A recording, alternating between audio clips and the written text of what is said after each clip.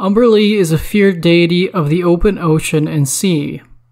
Offerings to her are demanded from those who attempt to sail across her waters. If not, a watery grave will soon be upon them. I am Ben Dignan, and welcome once again to Religion in the Realms.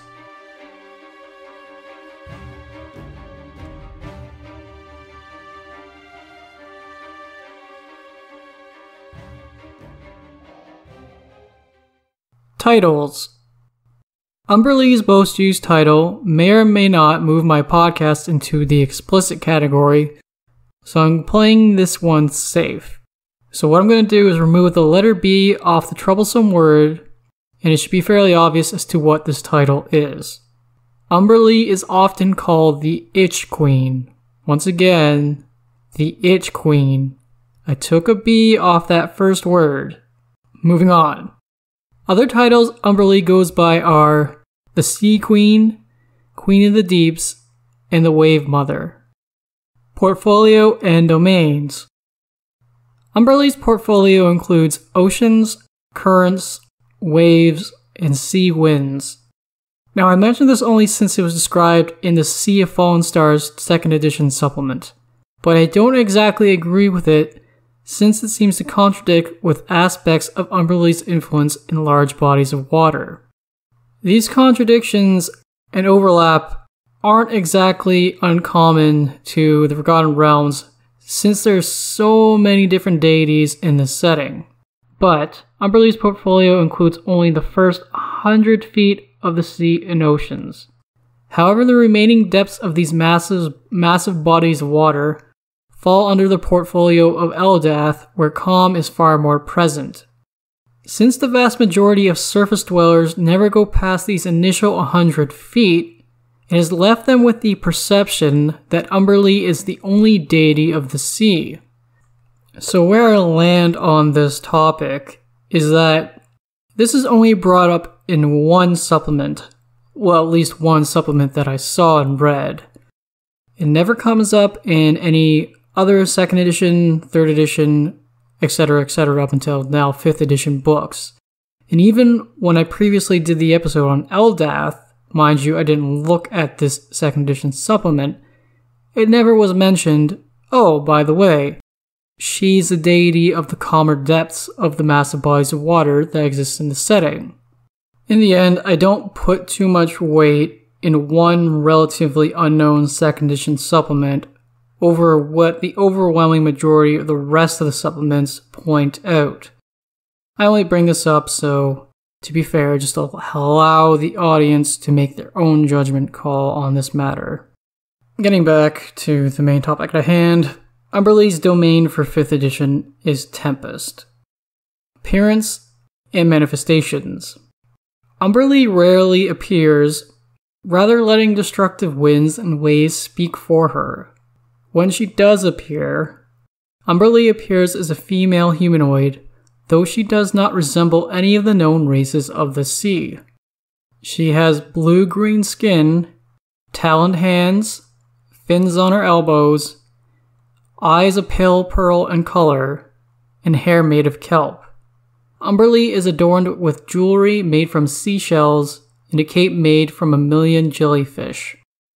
She wields a magical trident that she calls the Drowning Death. In 3rd edition, this trident is a +5 magic trident that also has other magical properties attached to it. She can summon sharks, giant sharks, and water elementals to aid her if she needs them. Umberlee has direct control over the winds that blow immediately above the sea or ocean, as well as controls the waves. In combat, Umberlee can unleash powerful gales of wind and sizable waves that do their own separate types of damage.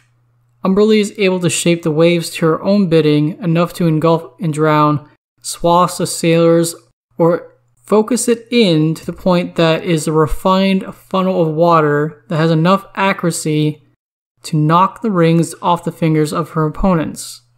Since Umberlee sits as an intermediate power level deity, she automatically receives a die result of 20 on any check she makes. Anyone she rolls during a saving throw or attack is treated normally, rather than being deemed as an automatic failure. She can physically sense things up to 12 miles away from her. She can also perceive anything that is 12 miles within any of her worshippers, holy sites, objects, or any location where her name was spoken in the last hour.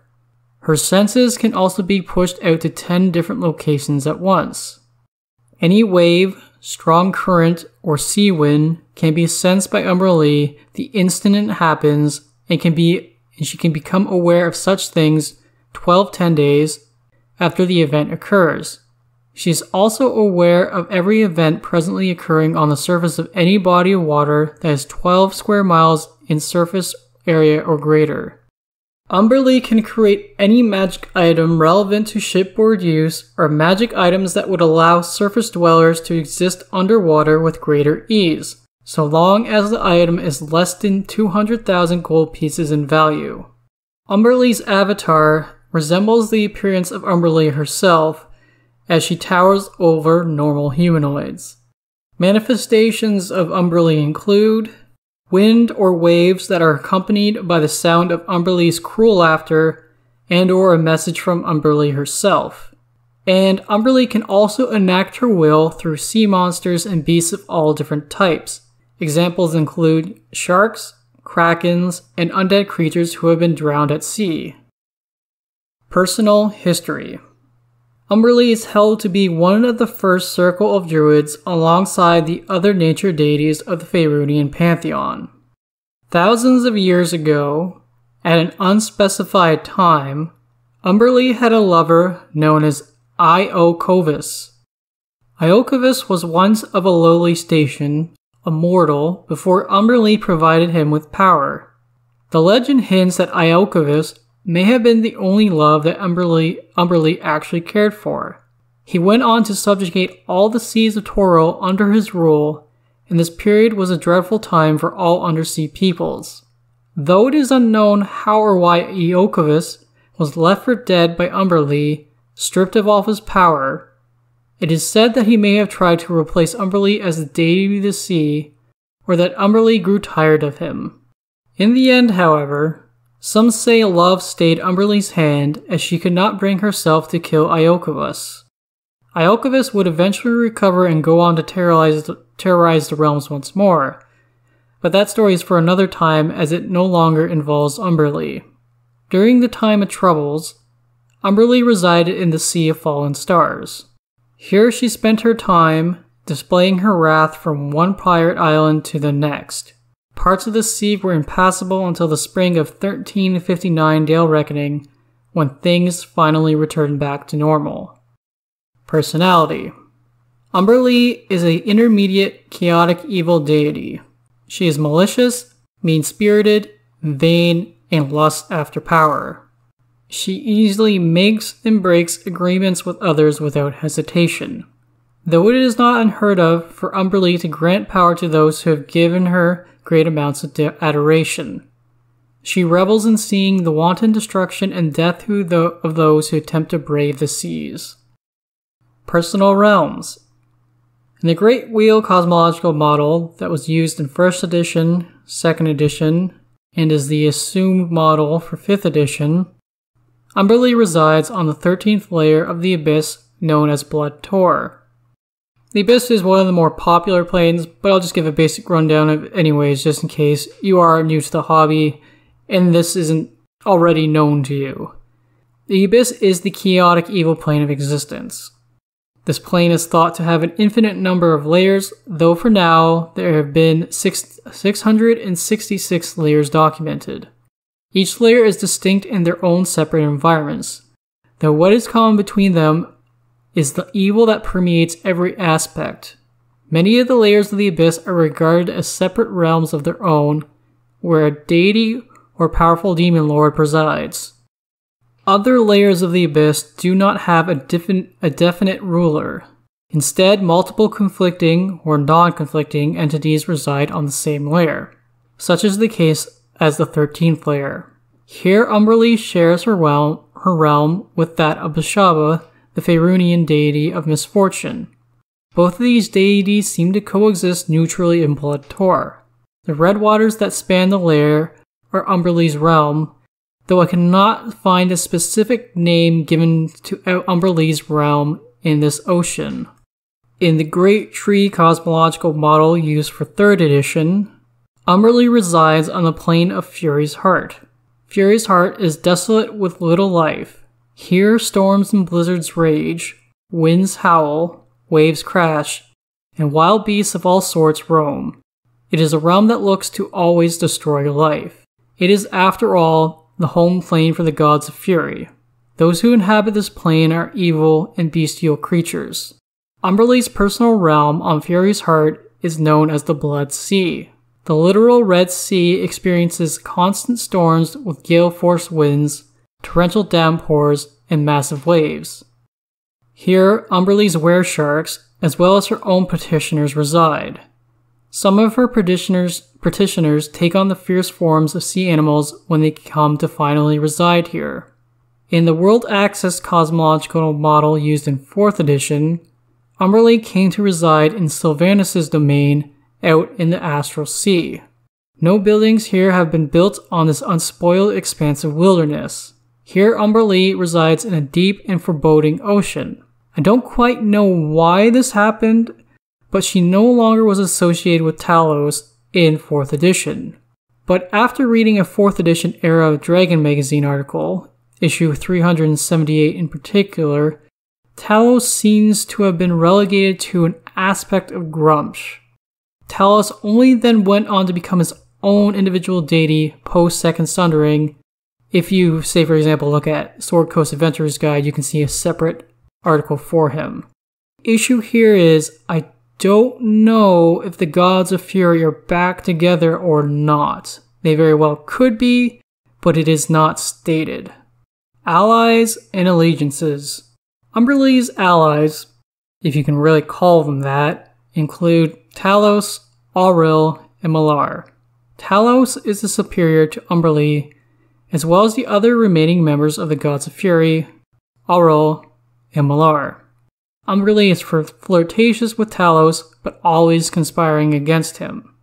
Umberlee is all too aware of Talos' desire to further encroach on her portfolio. Among the fellow Gods of Fury, Umberlee has the most favorable relationship with Auril.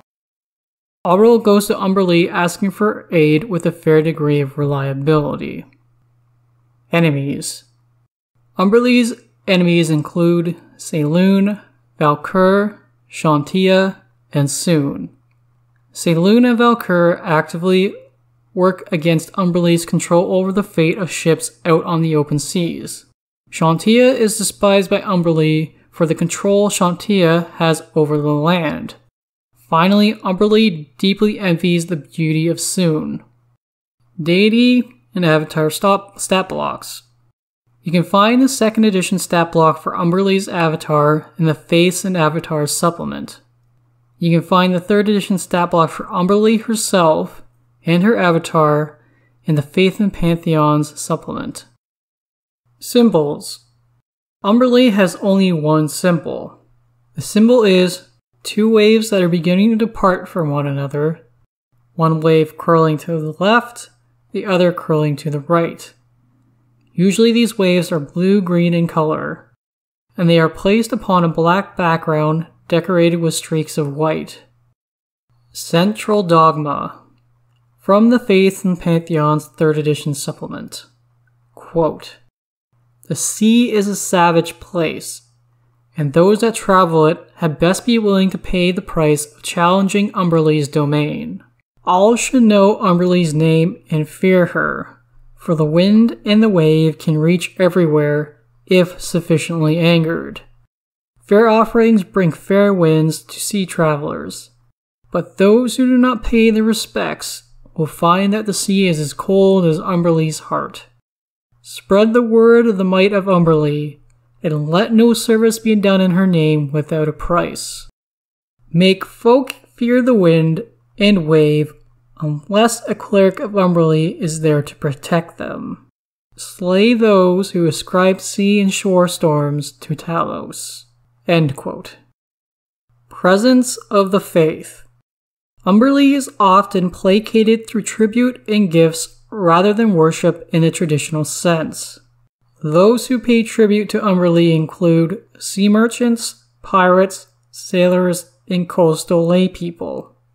Umberlee is genuinely worshipped by other pirates, some sentient sea creatures, and weresharks, a lycanthrope variety of her own creation.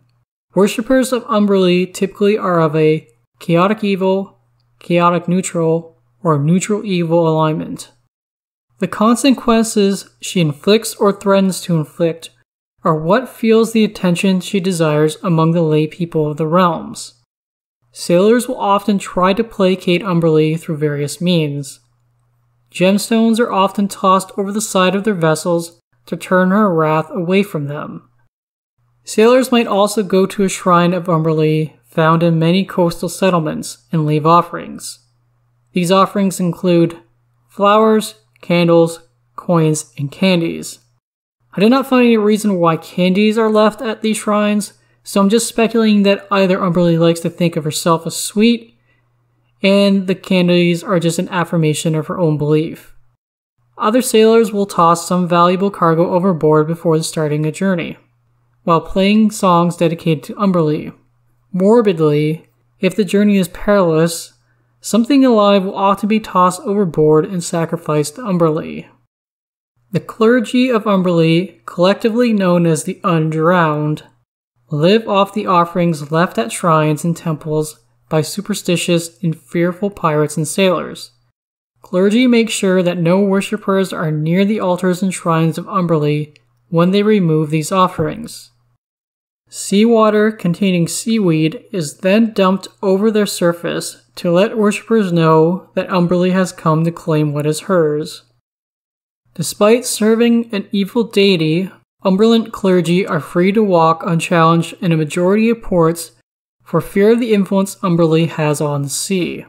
Faerûnian pirates and sailors are a superstitious lot, and a few of these superstitions are tied to the perceived attention of Umberlee.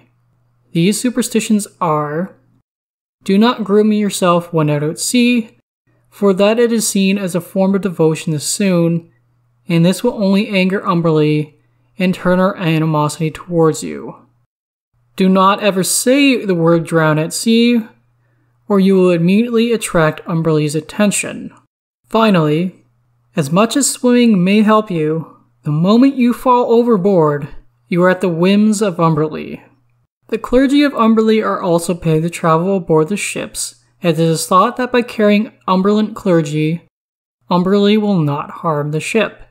An Umberland clergy member reportedly can be paid upwards of 500 gold pieces for a trip between Calmport and Waterdeep. Clergy members may also charge by the spell, though this carries its own risk since sailors seem a little too willing to murder and toss clergy overboard when they are caught in a storm, believing it will placate Umberlee.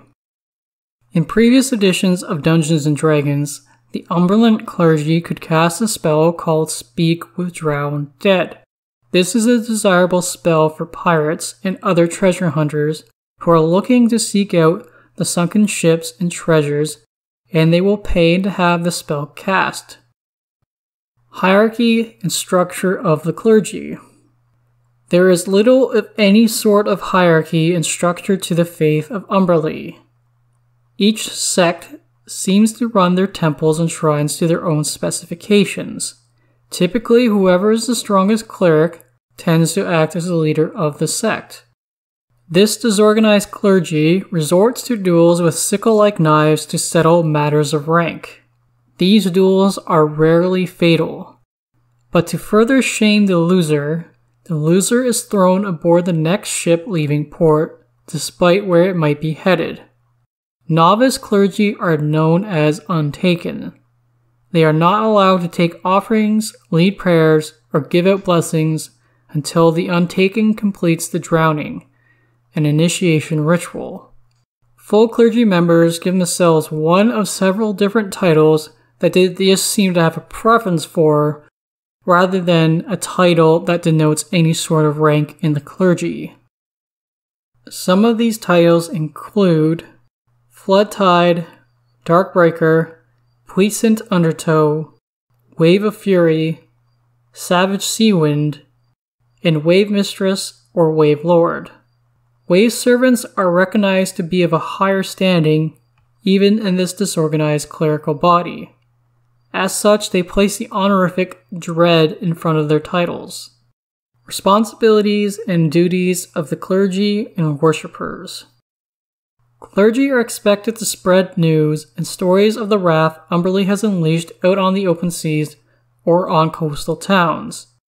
By doing this, they hopefully build up enough favor for Umberlee to teleport them ashore if a ship they travel aboard ever is brought down by Umberlee's wrath in the future.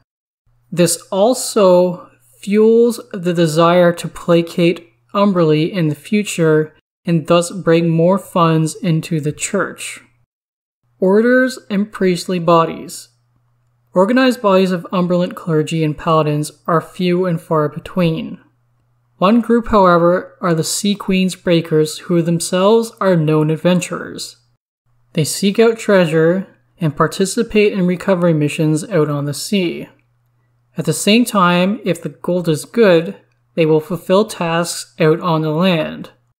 Anchorers are specialty priests who are paid to navigate boats around sea hazards, as well as save those who are thrown overboard. Tempests are another group of specialty priests who focus on influencing the weather, and they are paid handsomely to help sailors and merchants have as peaceful a journey as possible out on the open seas. Despite the majority of them having a chaotic evil alignment, a Tempest can be trusted to do what they are asked so long as the right amount of gold is paid. Still, Tempests typically are an impulsive lot, prone to outbursts and tantrums. Wave servants are the elite clergy of Umberlee. They tend to want to be on their own, some spending their time alone on coasts or islands that are frequented by storms. Others always seem to be aboard one ship or another, rarely setting foot on the ground. They live much like pirates, stealing from those who do not make the proper offerings to Umberlee when asked. The Kraken Society isn't an Umberland body. However, it is affiliated with and has several members who worship Umberlee.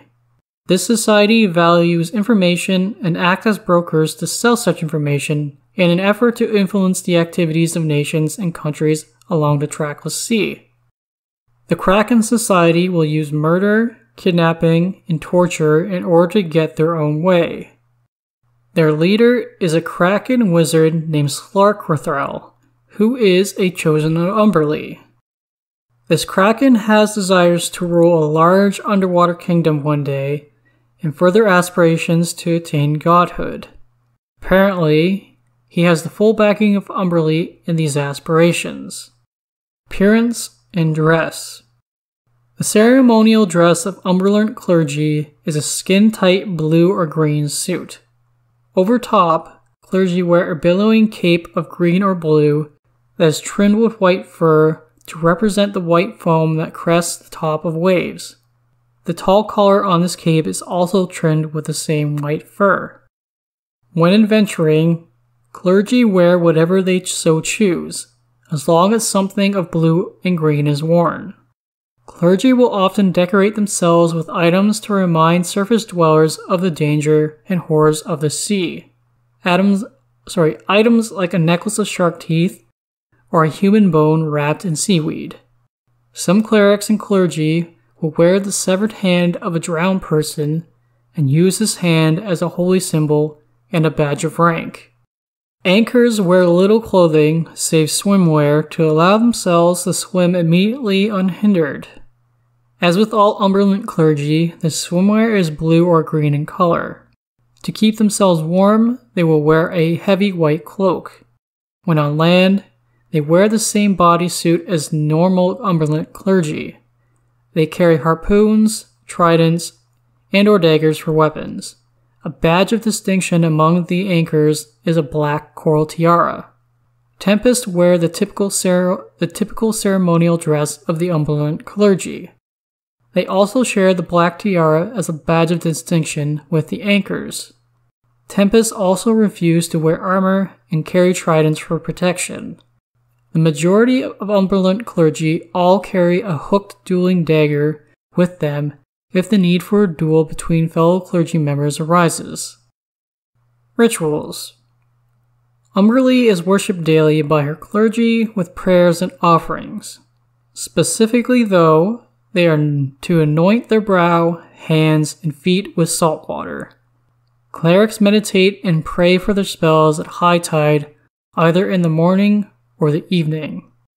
During the drowning initiation ritual, the novices of the clergy, known as the Untaken, are brought into a temple. The Untaken is then laid in front of an altar and surrounded by candles. Each candle is placed by a different clergy member, and they each say a prayer to Umberlee when they place the candle. The clergy members then leave the room, and a senior clergy member casts a spell to flood the room with seawater. If the Untaken survives, they become full clergy members, but this success is met with a warning that Umberlee only spared the Untaken now, and at any time she can claim them in the future. As stories do tell of clergy members who turned against Umberlee, drowning in their sleep, mysteriously with seawater in their lungs. The drowning is a private ritual that is to only be witnessed by clergy members. The first tide is a sacrificial ritual that takes place when the ice first starts to break up in harbors. Clergy parade down to the shore, marching and playing instruments, all the while carrying or leading an animal with them. The animal is then tied to a rock and hurled into the water. The animal is expected to die, but if it is able to find its way back up to the shore, it is then regarded as a sacred animal and is honored with the rank of a full clergy member. This ritual is derived from an older rite when human sacrifices were tossed into the sea to drown. Umberlee would then free those who she would then make her clergy. The Storm Call ritual is a ritual that involves a body of Umberlee worshippers gathering together to say an extensive prayer to Umberlee. They ask Umberlee to bring a storm to wreak devastation upon another settlement or ship, or they attempt to ask Umberlee to turn away an existing storm or one approaching their location. The worshippers kneel around pools of water. On the surface of the water are floating planks of driftwood prepared by Umberlee clergy for this ritual specifically. Atop the driftwood are lit candles. Precious goods are then placed into the pools as sacrifices. Clergy need to keep the candles alight through this whole ritual, as a candle that is doused by any of the water is seen as an omen of Umberlee's disfavor. General locations of temples and shrines. Temples are always located along the coast or even possibly underwater. They can be found in sea caves. Temples may be constructed of flotsam, coastal rocks, and or from the large shells of sea beasts. Specific locations of temples and shrines. The house on the cliff near Marsember was formerly the grandest and most influential Umberlee temple until it was destroyed during the time of troubles. Shipsgrave Tower in Velen is inhabited by ex-pirate, battle-hardened clergy. This 3-storied temple seems to emit the moaning sound of the wind at all times, despite days where the wind seems relatively calm. The Cove of the Queen in Mintarn is found in a hidden harbor where the pirates here are led by Umberlee clergy. Waterdeep and Baldur's Gate both have temples to Umberlee that are staffed by the widows of sailors who were lost at sea. The Water Queen's house is found in Baldur's Gate. The Queen's Spire is found in Waterdeep. In Waterdeep, a festival called Fleet's Wake is held, taking place during the last 10 days in the month of Ches to celebrate the sea and sailors. A series of boat races are held during this festival. The winnings and trophies from these races are not kept by the winners, but instead are delivered to the Queen's Spire. During the last days of the festival, city guards go out collecting offerings to Umberlee in taverns and collection boxes. On the last day of Fleet's Wake, all the coin is collected and dumped into the deepest part of the harbor. This festival has been occurring for over 2 millennia, and a sizable amount of wealth now sits at the bottom of the harbor, known as Umberlee's Cache. This area is guarded by merfolk guardians who will kill anyone on sight who attempts to get at the cache. Some say that the chests in the cache have been warded with spells as well. Sea Caves of the Roaring in Teshburl is a large temple adorned with gold. Here the clergy sell storm tokens to sailors who are fearful of storms and/or cannot swim. These tokens are said to guarantee a safe journey, though it does not extend to the rest of the crew or ship. The Towers of Fury in Kalimport is a temple complex devoted to the gods of fury. In Byzanter, an unnamed temple to Umberlee is built of blue-veined green marble. It is one of the largest temples to Umberlee in Faerûn. Named temples to Umberlee include Stormhaven House in Orlumbra, the Battering Wave in Sjurslegal, Hall of Black Waves in Rotham. Unnamed temples to Umberlee can be found in Dragon Isle and the Pride Isles of the Sea of the Falling Stars, Westgate, Ermlasper, Luskan, and Moran. Shrines to Umberlee can be found in Marsember, Hillsfar, Mulmaster, Zento Keep, Tantris, Destroyed Eolrathon, Ethkatla, Raven's Bluff, and Thentia. Character options. For 2nd edition, you can find the features for the Water Servant, Specialty Priest of Umberlee, in the Faith and Avatars supplement. The features for both the Anchor Priest and Tempest Priest can be found in the Warriors and Priests of the Realm supplement. For 3rd edition, the Wave Servant Prestige class can be found in the Faiths and Pantheon supplement. Continuing the practice of building backgrounds for a worshipper each deity, here are my suggested characteristics for our Umberlee worshipper. For your 2 skill proficiencies, I would choose Athletics and Intimidation. For your 2 languages or proficiencies, I would choose the language proficiency in Abyssal and a tool proficiency of Vehicles Water. For equipment, I would take the Sailor's equipment, and for the feature, I would take either the Sailor's Passage from the Sailor background in the player's handbook, or the variant Pirate's Bad Reputation, which is also found in the player's handbook. Here's the list of subclasses that I think would be thematically appropriate for an NPC or PC to take if they are a worshipper of Umberlee. For the Barbarian, you have the Storm Herald Barbarian from Xanathar's Guide to Everything. For the Bard, you have a College of Whispers Bard from Xanathar's Guide to Everything. For Cleric, you have the Tempest Cleric from the PHB. I can see a very good argument for a Nature Cleric as well, though you might have to choose some of the more aquatically favored spells to replace with the ones that are permanently associated with the nature domain. For the Druid, you have the Circle of the Land Druid from the PHB, with the Coast as your chosen land type. The Monk, you have the Way of the Four Elementals Monk, who from the player's handbook, who primarily uses wind and water abilities. For the Ranger, you have the Beastmaster and Hunter, both from the player's handbook. In Gloomstalker from Xanathar's Guide to Everything, if you want to play that aquatic ranger who kind of dips and dives into the deepest, darkest depths of the seas and sea caves. Obviously, you would choose Coast to start as their favorite terrain. For the Rogue, you have the Swashbuckler from Sword Coast Adventurer's Guide and Xanathar's. And finally, for Sorcerer, you can take a look at the Divine Soul and the Storm Sorcerer, both found in Xanathar's Guide to Everything, but the Storm Sorcerer can be found in Sword Coast Adventurer's Guide. Dungeon Master Options. Starting with monsters, here's a list from official 5th edition sources that would, or I think would, worship and or serve Umberlee. From the Monster Manual, there's the Kraken, Marrow, Evil Merfolk, Suhugan, Sahagwin, however you want to pronounce it. Obviously, they are often only associated with their own specific deity of Sekala, but I do think that you definitely could have a sect or a group of them who would worship Umberlee.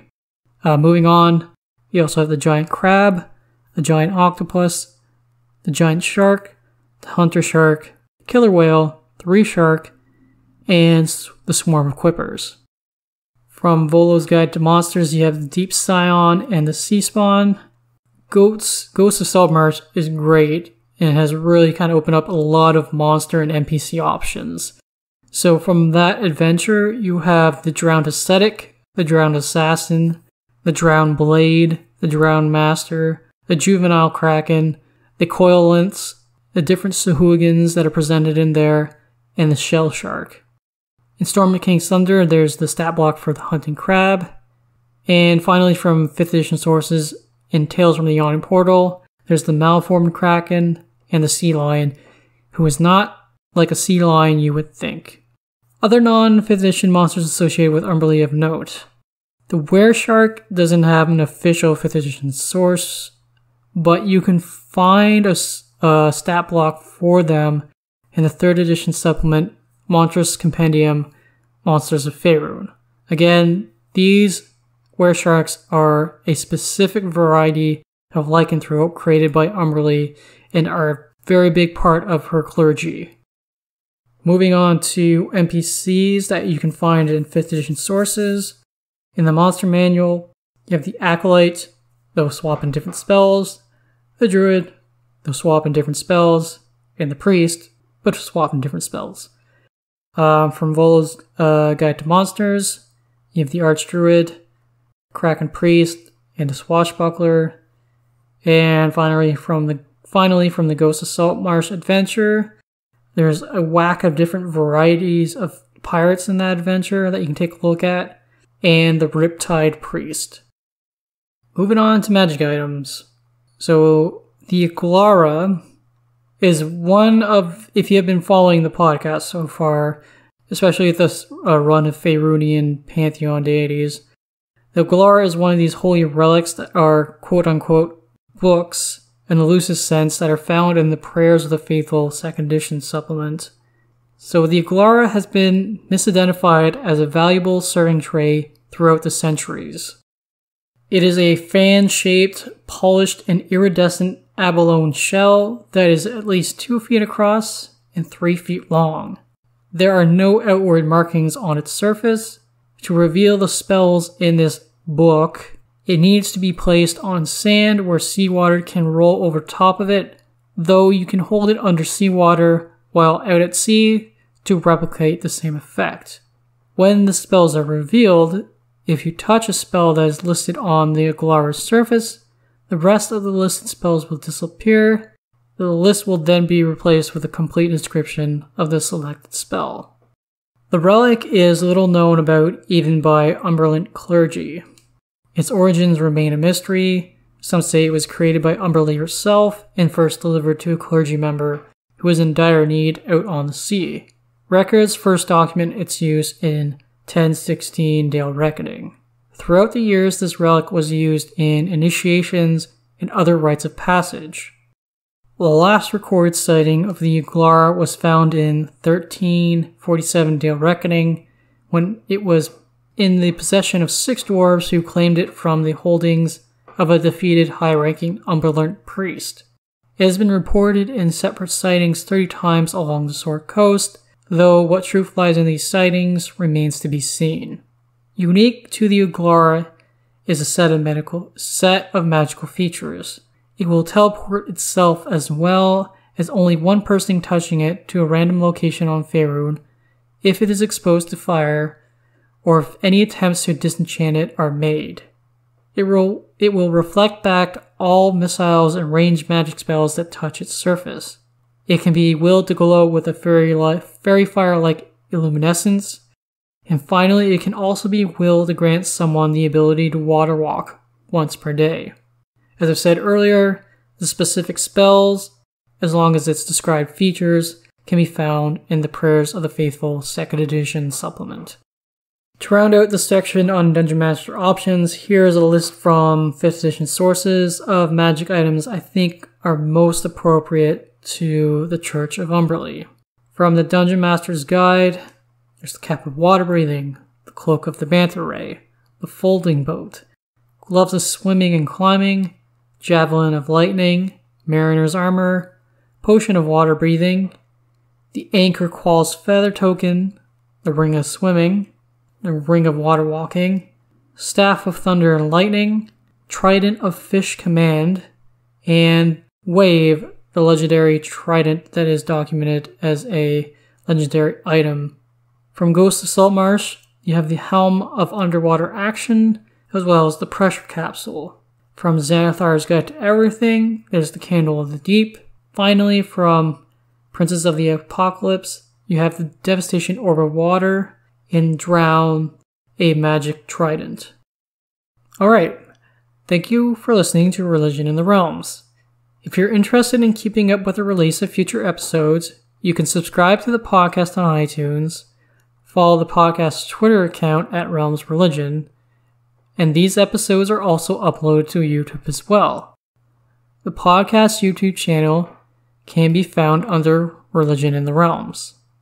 If you wish to get in touch with me, my personal Twitter handle is @ShivsEmbrace, or you can send an email to realmsreligion@gmail.com, all in lowercase. For those interested, I've posted a link in the video description to a Discord server I've set up. For audio listeners, you can also find the link to the invite pinned on the podcast Twitter page. Next episode will be on Jurgle, Record Keeper of the Dead. Until next time, may Timora look kindly upon your dice rolls, Helm protect you, and Lathander light your path.